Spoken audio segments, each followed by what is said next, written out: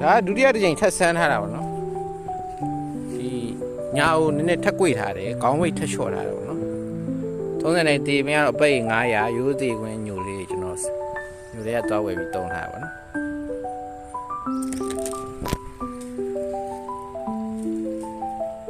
ရိုးသေးခွင်းလည်းသူ့ဟာနဲ့သူတော့အထိုက်လောက်တော့ပြန်တယ်ပေါ့နော် US rubber လောက်ကြီးတော့မကောင်းပေမဲ့သူ့ဟာနဲ့သူတော့မရှိတဲ့အချိန်မှာတုံးလို့ရမှာပေါ့နော်အခုဒီမှာရိုးသေးပင်900ပြန်တဲ့ပြချိန်ကပြန်တန်းချိန်ကကျွန်တော်တို့ဟိုပါပေါ့ဒီ super sport rubber ပြန်တန်းချိန်ပိတ်250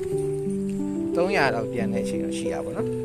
ဈေးချင်းရတယ်ကွာတာပဲဆိုတော့ဒီလောက်တော့ပြန်တာမရှိတဲ့အချိန်မှာသုံးရတာအဆင်ပြေတယ်ပေါ့နော်အဲ့ဒီခွင်းလေးတွေပါအရင်ဟိုဒီ rubber မရှိတဲ့အချိန်မှာပြေးသုံးလို့ရပါတော့